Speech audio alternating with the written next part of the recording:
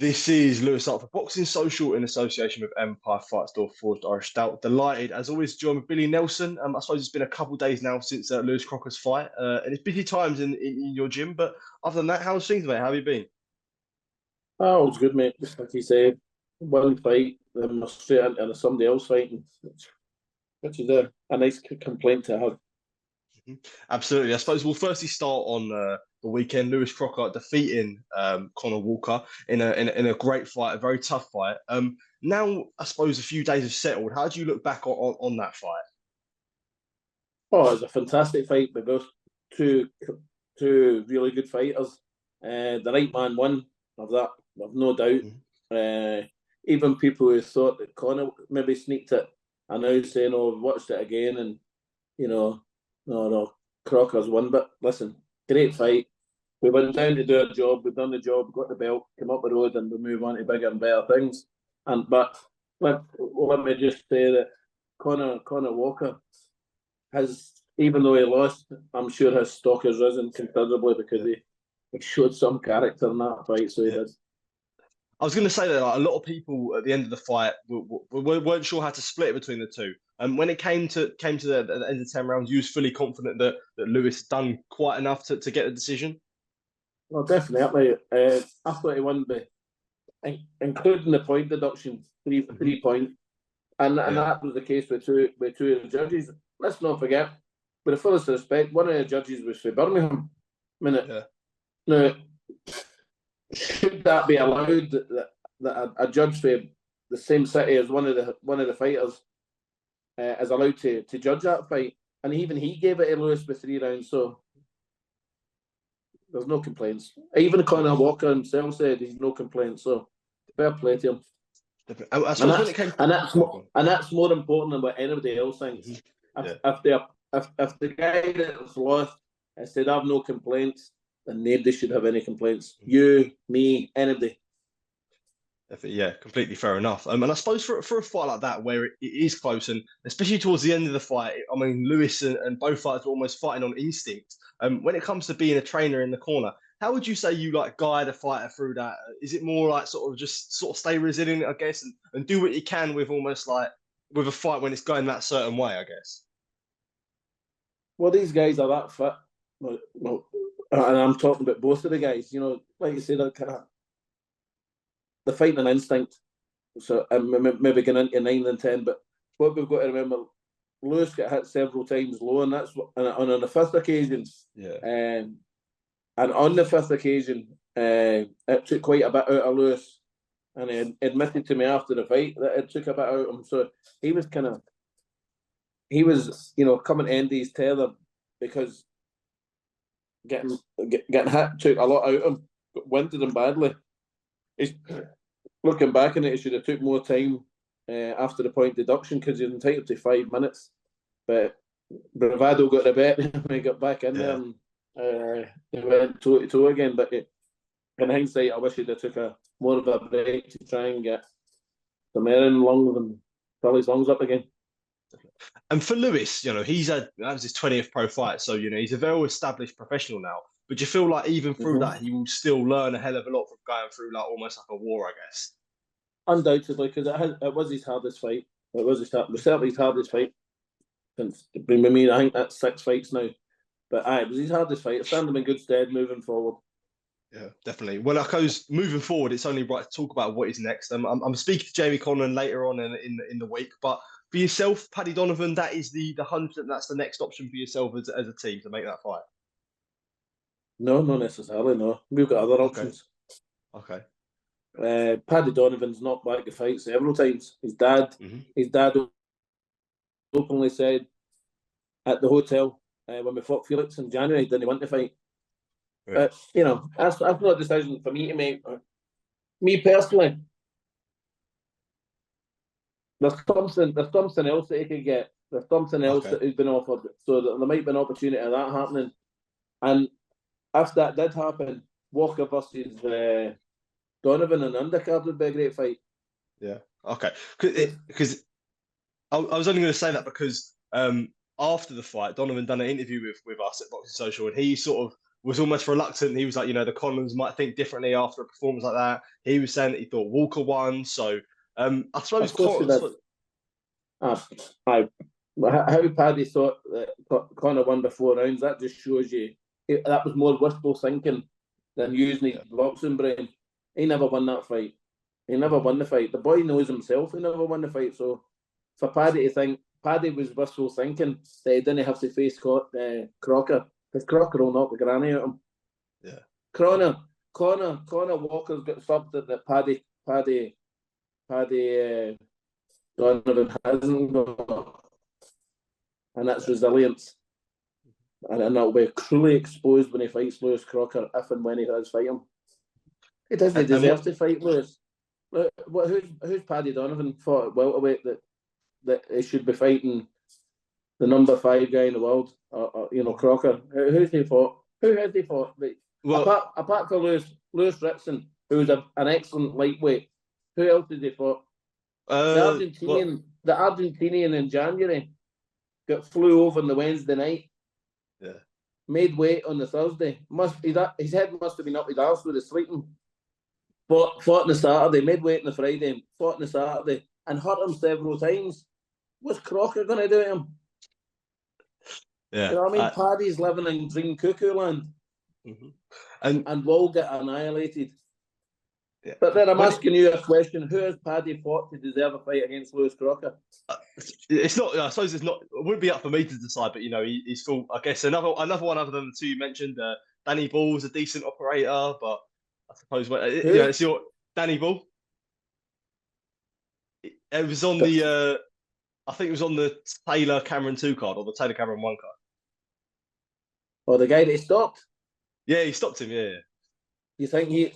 Right. I'm just mentioning opponents. Just mentioned it. Just that I'm not saying it's not. Listen, it's not for me to decide. Well. Where would you put that guy's name in the bracket of McKenna, Felix, Jose Felix, or Conah Walker? Could you mention that guy in the same context as them? For me personally, I think Crocker would probably have the favourable resume when it came to the two of them. So, like, I'm not disagreeing. I'm not disagreeing. I said. You're very diplomatic now. Very diplomatic. That's good. Just my opinion. I suppose for a fight though between the two, it seems insistent on where the fight could be. Obviously Crocker's going to want to fight in Belfast. Donovan wants it in Limerick. Like, would you be happy to go Limerick or Dublin for that fight? Well, the champion doesn't go to the challenger. No one the champion can sell out his own city, which is a bigger venue. Paddy Donovan, if Paddy's watching this, please, Paddy, listen to what I'm telling you. You're the B-side. You will always be the B-side if you fight Lewis Crocker. Please get it into your head. B-sides don't determine nothing. You'll get told where you're going and when you're going there. If you get selected to fight him. Yeah. So do you think? So would you say Paddy would have to come to somewhere like Ulster Hall or the SSC or something like that? The SEC, is it? The SEC. The SSC, yeah, the SSC, yeah. Hmm. Yeah, so that's ideally would be the location. If you could pick anywhere, it would obviously be in Belfast.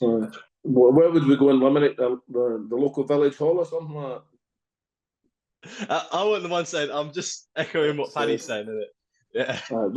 What gives Paddy the right to think a champion would go to Limerick? I can't understand them. Don't understand them. Deluded. You'd have to ask Paddy, mate. So it's not I will ask him. I will. Yeah, definitely. Just moving on, I suppose. Move on to August. Martin Bakole is a man that's been crying out for a big fight, and he's finally got that. August the 3rd, he takes on Jared Anderson in a massive fight. Excited, I suppose, for August to finally for Martin to be challenging himself against a good heavyweight in Jared Anderson. Oh, over the moon for him. This is his opportunity to break out, basically. Beat Anderson, we've already been told. We'll be on another show before the end of the year on a Turkey Al Sheikh show, possibly in Saudi Arabia. But we've got to take care of business first, and that's what we aim to do. Yeah. And for a fight like that, is it more like a relief, I guess, because you've been crying out for big fights for so long for Martin, and from yourself, a lot of heavyweights didn't fancy it. So to suppose a relief almost that Jared has taken the fight and that you've got a big fight secured, I guess. Well, at least he's got the balls to take the fight, hasn't he? Unlike so many others, and I mean many others. Yeah. So for that alone, he's got my respect. But you can rest assured. As I've said, the easiest way to explain this fight is if the best Jared Anderson turns up and the best Martin Bakole turns up, Anderson will get knocked out. Yeah. So from me saying that, do you think that it's too soon for Jared? Because you'd argue that this is a major step up for him, like from the guys that Jared's been fighting compared to Martin. Do you think it's almost too soon? Were you surprised that the fight got made? Well, we were the ones that asked to fight him, no the other way about. So yeah, and we said yes straight away. So he's obviously, I presume he said yes in the first instance because he's the ambassador for Saudi Arabia now, Saudi Arabian boxing now, isn't he? So I'm assuming that he got asked, would you take the fight first? And then they asked us, and we've said aye straight away. So two guys that I want to fight that fancy their chances. And when it comes to someone like Anderson, who was obviously, he's got a lot of hype around him, and as I said previously, hasn't really fought anyone of the caliber of Bakole yet. Do you understand that it could be a risk from Martin's side, but with a win like that, he does take all the hype that Anderson comes through with? Well, I disagree to an extent. I mean, Martin's beat the best fighters Martin fought is Marius Wack, Tony Yoka, Carlos Takam. Yeah. But he's had a good win against Charles Martin, although he did take quite a few shots in that fight, and he didn't look great against the Belgian boy. I'm pretty sure Martin would have wiped the floor with that guy pretty quickly. Yeah. But, he's a talented boy, but he'll need to be. Because as I've said to you previously, on his day, Martin will beat anybody in the world. On his day, on his best form, he'll beat anybody in the world. Definitely. And I suppose now, important that I guess Martin has to, the important being Martin has to show that on August the 3rd, which I'm sure he will. That's it. You've no point me shouting up the rooftops and seeing what I see in the gym week in, week out. If he can't do it on the night, then we're all shit creek with no paddle. Yeah. Another fight I did want to talk to yourself about, sticking on the topic of the heavyweight division, and would be looking like September 21st, Anthony Joshua taking on Daniel Dubois. Obviously, these are two guys that you've spoken about Martin potentially facing before, but that fight as a whole, AJ Dubois, what are your thoughts on that fight? Well, Daniel done extremely well beating Hrgovic, because I never really gave him much chance whatsoever. But I always had a wee sneaky feeling it was a bit of a shit house in Hrgovic, because just the way he treated us, just the way they treated us when we were meant to fight him, when they went radio silent, you know what I mean?